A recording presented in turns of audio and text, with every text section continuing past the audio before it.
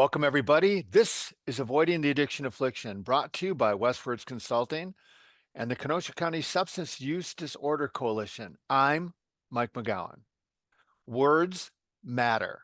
Words are powerful, so powerful that many of us avoid talking about certain topics because of the emotions those words create. I'm so pleased today to have back as our guest Jessica Lahey. Jess is the author of the New York Times bestselling book, The Gift of Failure: How the Best Parents Learn to Let Go So Their Children Can Succeed, and the book we talked about the last time, The Addiction Inoculation: Raising Healthy Kids in a Culture of Dependence, as well as a blog post we're going to talk about at length today. Jess was awarded the Research Society on Alcohol's Media Award for outstanding journalistic efforts of writers who cover empirical research on alcohol, and for her book, The Addiction Inoculation, and advocacy for the recovery community. Over 20 years, Jess has taught every grade from 6th to 12th in both public and private schools, and spent 5 years teaching in a drug and alcohol rehab for adolescents in Vermont. She serves as a prevention and recovery coach at SANA, Medical Detox and Recovery Center in Stowe, Vermont, and has written about education, parenting, child welfare for the Washington Post, The Atlantic.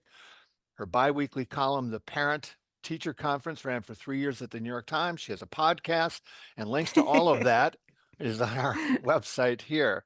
Welcome back, Jess. Thank you so much for having me. I'm so grateful to be back. Well, I really enjoyed our conversation last time. And, occasionally I've had people back, and I don't want to recreate the entire conversation. It's Mhm. available, and there's a link to actually her last podcast on the blurb. So go listen to it.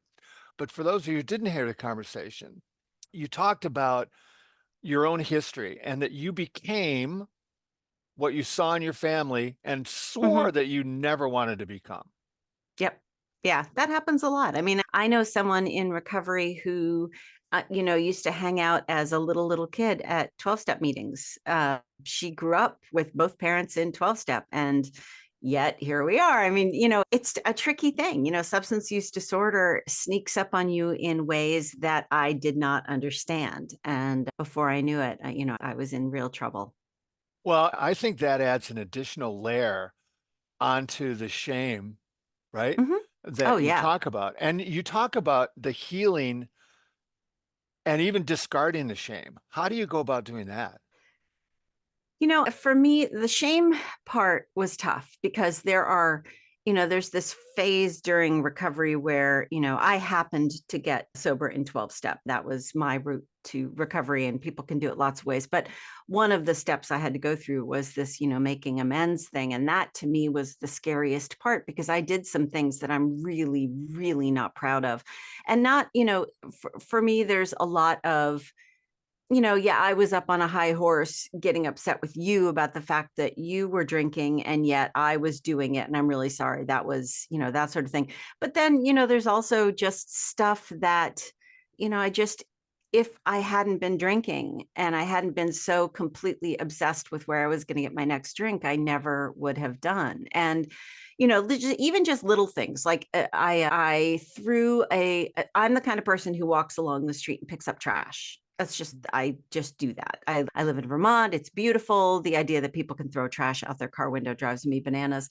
And I did that. But I also made amends for it by like the next day by going out and picking up just not only my trash, but like lots of other people's trash. But just little things that I never in a million years thought I would do because that's just not me. And yet, when I was in the depths of it, really had its hooks on me. Sorry for all the mixed metaphors. I did a lot of things that I didn't think that I would ever do.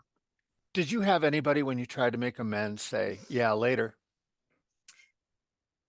Sort of, yes. And, I have to just live with that. There's a Hmm. beautiful, beautiful account of that in a book called, and I'm looking over at my bookshelf to find it right now, but there's a beautiful mother-daughter account called The Lost Years. Um, and in it, the person who has alcohol, well, substance use disorder, goes to make amends for something really heinous that she did. And the person was really not interested. It was so hurtful that the person was not that interested, but came up with a scheme for her to make amends over time.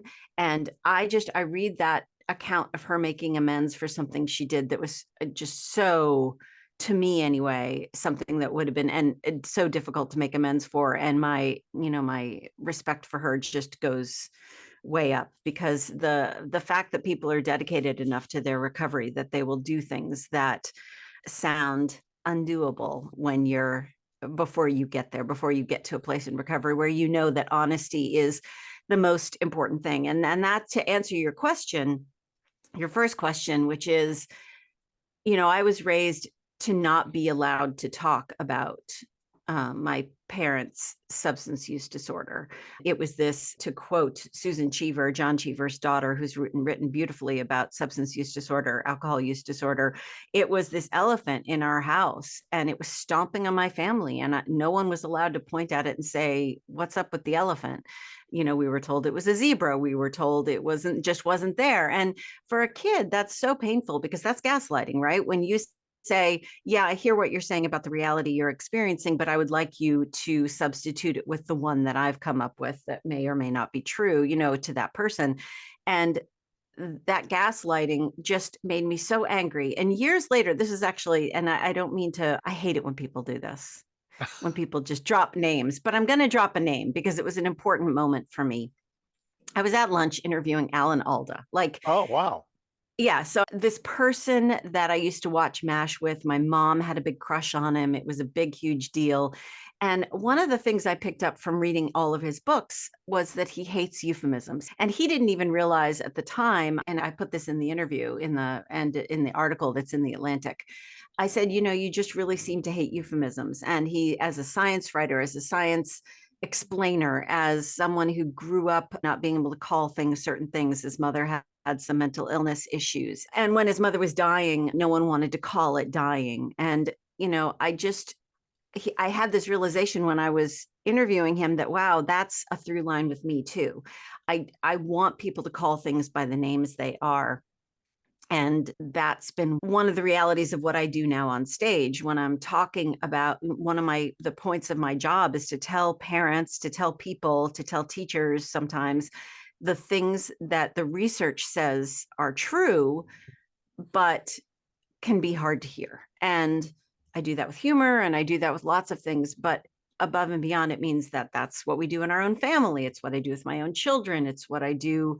I had a woman approach me in a bar. I was sitting eating at the restaurant bar in an airport. And this woman came up to me, and she was so mad because she'd gotten in trouble with a flight attendant. And I was overhearing her conversation because it was very loud. And she turned to me and she's like, "Have I had too much to drink?" And this is one of those moments that people in recovery are like, "Here it is. It's my shining moment." And she turned to me and she said, "Have I had too much to drink?" And I'm like, "Well, yeah, I mean, you're yelling and we don't know you, and you're very angry, and it sounds like you got in trouble with a flight attendant for being loud and unruly, and so I'm going to say yeah." And I got her to give me her number so that I could text her and make sure she made it home safely. Someone was picking her up. But when someone turns to you and asks a question like that, honesty, that will be something. Whether or not she has an issue with alcohol, I have no idea. I don't know her. But she asked me a question, and to be anything other than honest wouldn't have flown at that moment. Hopefully Well, that'll live with her.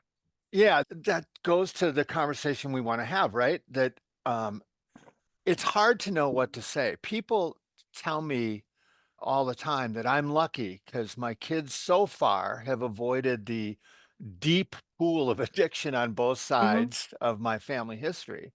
And so the word they use is luck, right? We're Hmm. lucky. Right. And I like what you said about your kids. And I'll paraphrase. You can't promise that they'll avoid this disease, but you guarantee that the language of addiction, of shame, and secrecy will be different than in your childhood home. Yeah. I assume you mean more honest. Yeah. And my daughter, there was something. How do I tell this without losing her confidence? There was something that I was concerned about with my daughter, and I brought it up with her. And it turns out that in discussing it very, very honestly, I hope that my concern was a bit misplaced. And so at first, I think she got a little irritated with me. And then I said, "Look, if you went into my closet to find something and you saw a bottle of vodka on the floor of my closet, I would pray, I would hope that you would talk to me about it, that you would say, I love you and I support you. And, nothing's ever going to change that. But, you said that if you kept drinking, you would end up dead. And I found this in your closet and we need to talk about it. That's the language in our household. I love you and I support you and I will support you no matter what. However, there is something really important that we need to talk about. And my husband does check-ins with me every once in a while. If we're having company over and he wants to get a bottle of wine to have with the company, he'll do a check-in with me. If something just feels off, if my mood is feeling off, if I'm not sleeping well, and I would rather not he do a really deep check-in with me because I'm just not in the mood for it, he'll do it anyway because that's what we do because we care about each other. And there's no room, especially with kids that have a genetic predisposition for substance use, there's no room for just sort of tiptoeing around and hoping the problem will go away because we know that they have an elevated risk for it. So I can't just tiptoe around. And, I, th- I do it in a way that doesn't make it so that my kids, are so annoyed at me and are like, can we not talk about this every 10 minutes? But they also know I'm going to be very honest about it. I think it's hard because let's just use the both of us. For you and I, the pictures of the families we grew up in are so vivid and clear Mm-hmm. that we just assume, I think sometimes, well, that the next generation also sees the same vivid picture. And they don't because they didn't live it. So Mm-hmm. they sometimes think we're over dramatizing. No, I mean, I have an easy go. I had a very, very easy go of having a parent who's an alcoholic, but I was required to be the parent. And that's just not fair. Anytime parent ends up being the child, even if it's just in situations, that's incredibly difficult for a child. And anytime a child is being gaslit and told them, no, no, no, what you're seeing plainly in front of you is not what you're seeing, that, people who, there's an entire history of people who feel like they're going insane because of gaslighting. It's not fair to do to a child. And I will just won't do that to my children. It's too important that they, for their future relationships, when we've had concerns over a relationship, not necessarily because we don't like the person or whatever, we tiptoe around the fact that that's not our lives and we can't live our lives for them. But if, for example, if we were to see that we think our kid is being emotionally damaged or our kid is being abused or our kid is being taken advantage of, I think, those are important things to remember that, you know, kids who are taken advantage of as children are more likely to allow themselves to be taken advantage of as adults. And so it's really important that everything about the cycle of being the youngest. I think I'm the youngest person in recovery in my whole. No, that's not true. There's another person in recovery in my family of this generation. But we can't let this go on to the next generation. That also means, by the way, that I am an aunt to two wonderful girls. And I am the go to for those conversations. Sure, their parents have them, their mom has them all the time. Mom and dad are divorced, their mom has them all the time. But I'm the one that I'm just going to do a check-in. When one of them moved to Los Angeles, I made sure she had a harm reduction kit, that she had Narcan, that she had fentanyl test strips. And I said to her, this is not because I think you're going to rush right out and start using opiates, but this is because she's had friends who have died from opiate overdoses. And it's really important that she is equipped with the things she needs in order to save someone else's life, in order to be safe. If she does choose to use, I don't know, a party drug or something, and she wants to use MDMA, she has a fentanyl test kit. I'm not going to pretend that they're never going to be tempted. And, the conversations like this and about the article that you wanted to talk about is just because we talk about sex with our kids does not mean it's going to make them want to have sex. Just because we talk about suicide does not put the idea in someone's head. If someone is going to attempt, sorry, I have to use the exact right language because the language is really important. If someone wants to possibly take their life by suicide, believe me, I'm not going to if I talk about it, it's not going to be the first time that they've thought about it. So calling things by their names is incredibly important to me as a journalist, as an author, as a parent, as someone in recovery. There's just,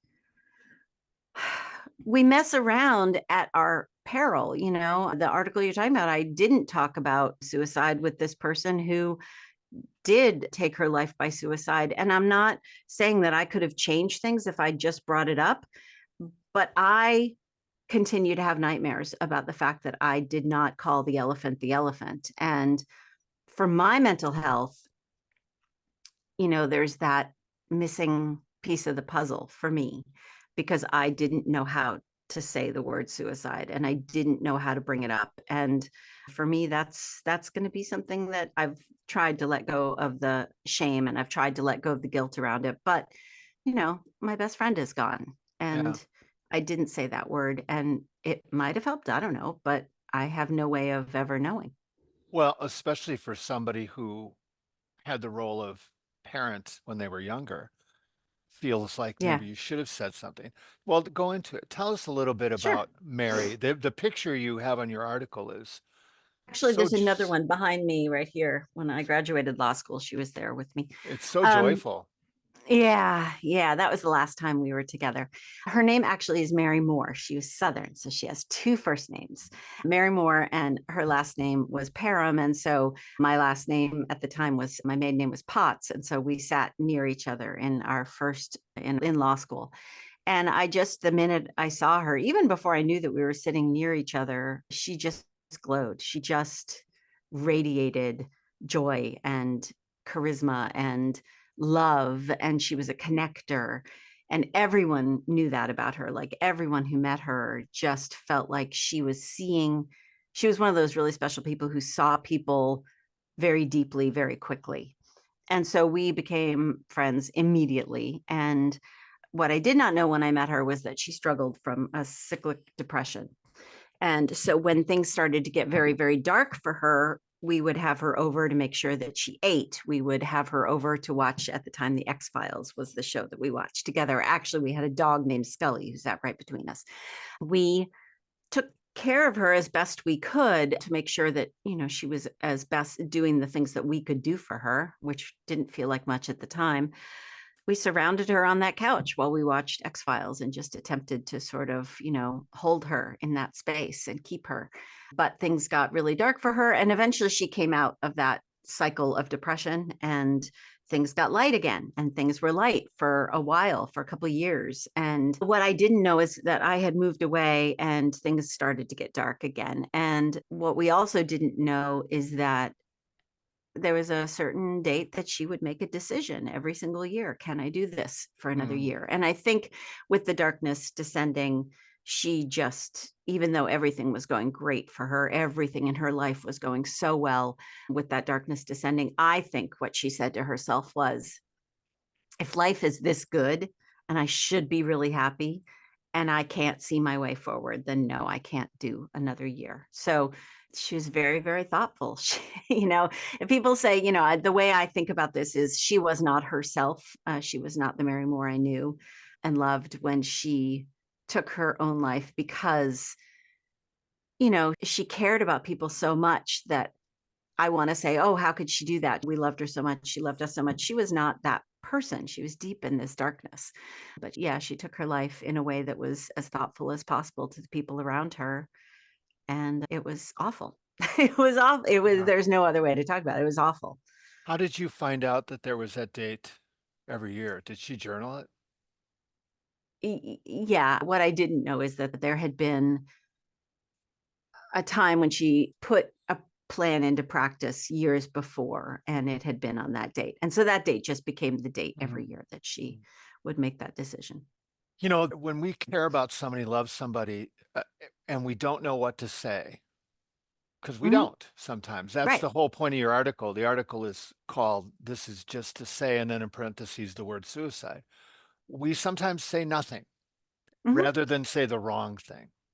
Right. Well, and so I had evidence that would point to, I had the evidence of don't talk about my parents' substance use disorder. A friend from college once sent me and this other person what definitely read as a suicide letter. And I immediately called for a welfare check and she wasn't at home. She was at work. And so they had to break down her door. And she was very angry with me for a while. And then she thanked me, but she was very angry with me. And, you know, we just are so worried that we're overreacting, that it's not what it looks like, that we're misunderstanding the situation. And I went back and looked at that email that that person sent, and it was a suicide note. It really, really was. And whether she was thinking about it in the moment, and the fact that her door was broken down was evidence of how much we love her. And I talked to the other person Wow. who got the letter, because that person called me and was like, "Oh my gosh, what is this?" And we agreed together that that was the best decision to make, because this scared us. And even things like, when I was a teacher, as a writing teacher, students, especially in their writing class, write all kinds of stuff. I've had kids admit to all kinds of things, some of which were reportable and some of which were not. And I'm a mandated reporter as a teacher. So but a student will write about, I had this one student once who wrote poetry that was very much about death. But in retrospect, and as someone who has seen a lot of poetry about death, I mean, look at Emily Dickinson and look at lots of, it's just one of the things we write about. But this was also an adolescent, and 22%, over 22% of adolescents think seriously about taking their own life. And 10% of adolescents admit that at one time or another, they have put plans into place to take their own life. Those are big, big numbers. In fact, when I say those numbers, people look at me like, that's not right. That number can't be right. That's 1 in 10 who have put plans into place. Even it shocks me, 22%. But those are the real numbers. And those are nationally, those are the numbers. And state by state, it varies a little bit. But those are the national Well, numbers. And we don't have time to mess around with stuff like that. no, we don't. And I work with kids all the time. And if you simply crack the door open, they'll Yeah. walk through. Yeah. Yeah. And sometimes it's not about necessarily, maybe that student wasn't contemplating taking her own life, but it also means I read the poetry. I understood the poetry. I put myself in her place. I want to talk to her about what's in her poetry. I'm seeing and hearing and looking at her and knowing her. And either way, that's a connection between the two of us. And that also, if she were to come up against something else, she would know that I'm one of those people who cares enough to talk about it and actually say the words. Because for me, if someone had said alcoholic or alcohol use disorder, we didn't use that term then, when I was a kid, I would have been so relieved. I would have been so Yep. relieved. It would have been like, oh my gosh, the door's open. I'm allowed to talk about this thing. Well, I talk about that all the time, that just didn't happen in Right. our generation. Well, you talk about this in your article, that shame over the silence kept you from addressing it for so long. And I love the part in your article where you say, okay, so then you finally write about it. And isn't this the world we live in? And then Yeah. you got criticized for writing Well, about it in the comment it's sections, right? it's 24 years. Well, that's the other thing, is that people have a lot of baggage going into any conversation, whether that's about, it's why it's difficult for me to get people to come and talk about substance use prevention. And I now couch it in other content, like where it dovetails with my first book, The Gift of Failure, because for example, the best possible substance use prevention comes from helping kids feel like they have self-efficacy and competence and all that sort of stuff. So fine, that's in Gift of Failure. I'll approach it that way. I'll bring my Trojan horse out, jump out of it, and start talking about substance use prevention. But suicide, I think it has taken me 24 years to not, I stopped having nightmares about it. I used to have these nightmares where I would go to the state she lived in and I would look for her and I couldn't find her and I Mhm. would panic. And those dreams only stopped for me about 10 years ago. So I would have been bringing my baggage. I host a podcast about writing and the publishing industry. And we always say, if you have something really, really painful to write about, it maybe is best that you talk to a therapist first, because you don't want your reader to be your therapist. If you've got unresolved stuff, maybe talk it through with an objective third party before attempting to spill your guts out in a book. And the books that I have read that really someone should have talked through with a therapist first are just awful. I feel like they're just trauma dumping in a unfiltered way. And I just wasn't ready to write about it. And when I've written about, like, the suicide thing in the past, even just by allusion, people have come back and said, that's not helpful. You can't talk about it that way. You have to talk about it this way. So instead, I stuck with the language of journalism and the standards that we have around the language. Like, we don't say someone committed suicide or someone attempted suicide, because for someone who wanted to take their life and failed, it made it sound like they failed, right? If you attempted it, but you couldn't even do that right, so that's why we've taken that language away. Committed suicide, attempted suicide, we've taken that language out of the style guides. It's now that they died by suicide is the way to talk about that. That's why I like style guides. If we have agreed on language that has been sort of filtered through someone who knows what they're talking about, a psychologist, and they can say, that language is harmful, maybe we should use this language instead. It's why in substance use disorder, we talk about substance use disorder instead of, except the exception is myself. I call myself an alcoholic. That's not a term that I use for other people. Some people feel that it casts shame and blame on the person themselves. Instead, you're supposed to talk about a person with alcohol use disorder, and that's fine. That I do that. I myself call myself an alcoholic. There's something stark about that language that reminds me of just how dire that was for me, but that's only something I do for myself. As you think about this, you started it out this way when you said you think about this a lot. Is there something you wish you would have said to Mary? Yeah, I mean, I wish, just for the sake of having said it, talking about the elephant in the room, I wish I would have said, have you been thinking at all about the concept of suicide? And I don't know what she would have said. She was a people pleaser, so she might have said no just to make me feel better, in which case I probably would have talked about it again, because her needing to make other people comfortable was really, really deep in her. And who knows, maybe that was at part of her issue as well. I don't know. I want to be the friend that says the things. I want to be the person that you can rely on to say the hard things. And professionally, that's what I do. I say the hard things in a way that hopefully you can hear them and digest them. And so, if only for that reason, I do regret it. But I don't for a moment think that I could have saved her life if I had just said that thing. That's much deeper than one human being. And her depression was much bigger than me. It was much bigger than her. She needed, and she got professional help. But I don't pretend for a moment that I could have been the hero that could have swooped down. And if I had just said something, I could have changed the past. Yeah, but I think that applies to almost everything, right? Just because I say, "Are you sure you want to have that drink?" Or Yeah. maybe you shouldn't get behind the wheel of the car. It sometimes it just needs to be said regardless of the decision that they end up making. Oh, yeah. Oh, absolutely. That that for me, one of the things that made me a mandated reporter was being a teacher. And, you know, part of being a mandated reporter is understanding when someone is in imminent peril. And for me, that's kind of an imminent peril issue. Although, Oh, it's not like I go around and say, are you sure you want to have that drink? I definitely don't do that. But if someone looks at me and they say, have I had too much to drink? And it's obvious that they have and that they're falling off the chair. yeah. Yeah, then I'm going to say something. But, Yeah, we're if not it's letting you someone I fly the love, plane.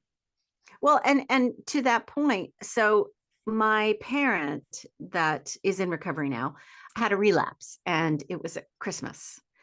And what that meant for the family, for me and for my sister, is that we could not be in that house and we would not expose our children to that. I had gotten sober at that point. My sister recognizes what growing up around that did to her. And so she and I agreed together that we were essentially calling off Christmas, at least in the form that we had thought we were going to be having Christmas. And it was really traumatic for everyone.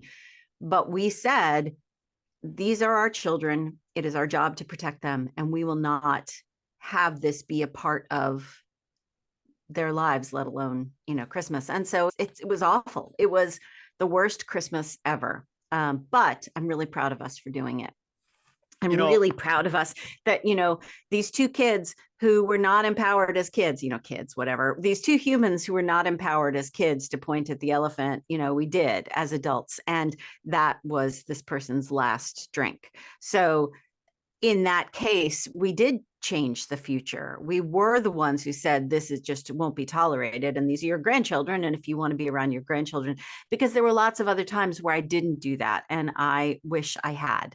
And, you hardly ever get to be, I talk about this a lot, substance use prevention and getting someone to the point where they know they need help is like a 100-piece puzzle. And for mm, me, my father was the 100th piece in my puzzle. Right place, right time, right words, right person.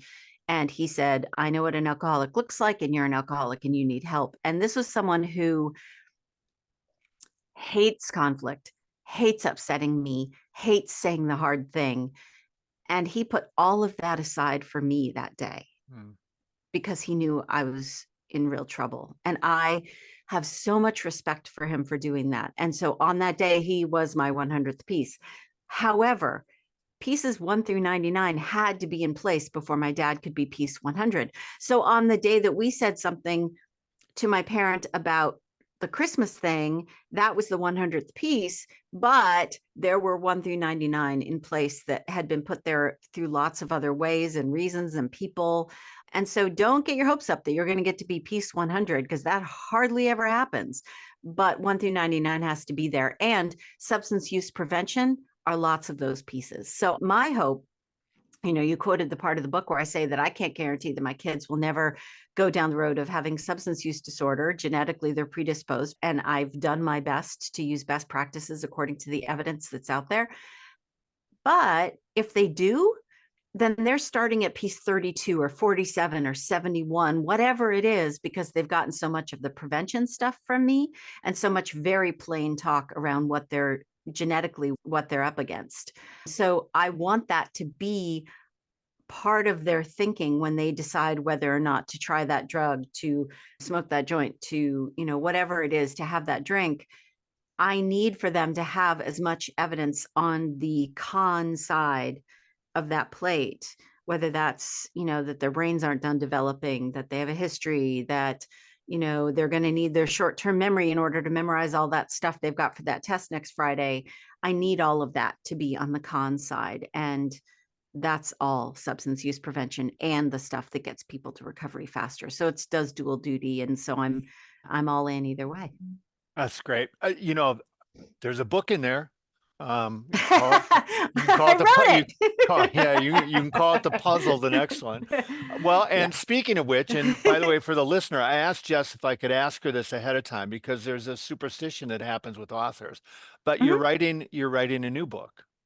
Well, so the way I like to talk about it is I'm very much researching a new book. So the way nonfiction writing works is the way nonfiction publishing works is you have to do a heck of a lot of research to write a proposal. And in my case, because they include a sample chapter and they include chapter summaries and they include all this other stuff, they're usually around 80 pages long.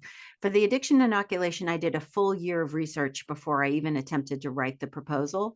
I have to get to a certain level of expertise before I can even talk about it. And then there was a whole nother 2 years of research before I could finish the book.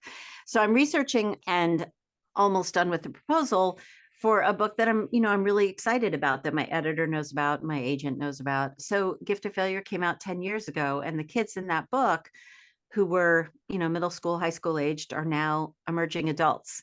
And my kids are emerging adults. And so I'm writing about emerging adulthood and parenting. Parents have a bigger role, I think, in their emerging adults' life than we've really ever seen before societally. So that's what my next book is about parenting emerging adults and helping them through some of the stuff that they have to deal with in, these days. I think that's terrific and well needed. Can't wait. And then you Well, get to and be well, a the nice thing also about doing all this research is it's for me too. I mean, yeah. I wrote The Gift of Failure because I had two teenagers and I wanted to understand how overparenting affects motivation, engagement, and learning. And I did that and I learned a ton. So if I had never written that book, I still learned a ton. I wanted to know what best practices were for educators and for parents around substance use prevention. So if I had never written The Addiction Inoculation, if I'd never sold that book, that's okay. It's still all for me. So I'm looking at my resource library for the next book, and there's, I'm looking at shelves and shelves and shelves of books. So the nice thing for me is I have nothing to lose in this process. I'm learning no matter what. And, I can write articles about it. I can talk about it when I'm out speaking. So for me, the book is the frosting. And I love writing and I love the process of writing and I love talking about the process of writing. But it's, for me, it's never really been about the books. It's about learning how to be the best possible parent I can be according to the research that's out there, and saying I'm sorry and explaining why I'm changing what I'm doing, whether it's, my parenting around alcohol, which we did change between my oldest and my youngest. And there are lots of topics. I mean, if you were to look at my bookshelves, I'm in a room that's pretty much all bookshelves. It's my office.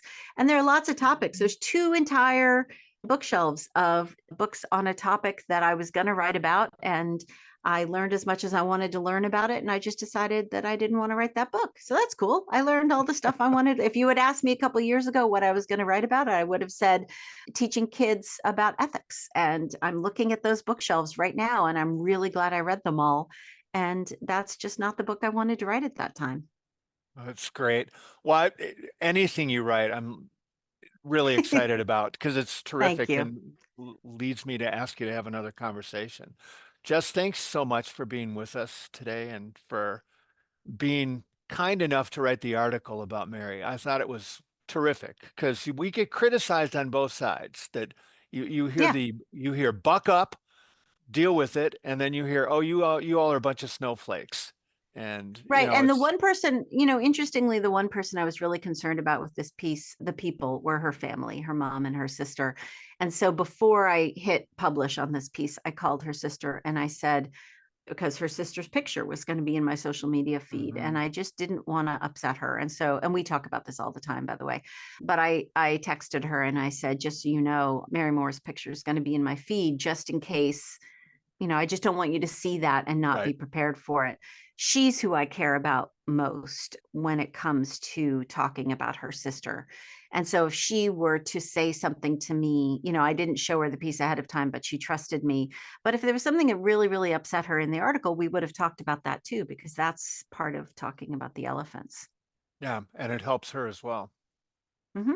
Yeah. For those of you who listen, you know that there's links to not only the article, but all of Jess's work, podcast attached to the podcast. And there's also a link to the previous podcasts on our podcast. So Oh, good. if that's not too much, uh, we hope any of you can listen in anytime you're able. And anytime you're able, we'd love to hear from you. Until next time, stay safe. And if you love somebody, have a conversation, even if you don't have the right words.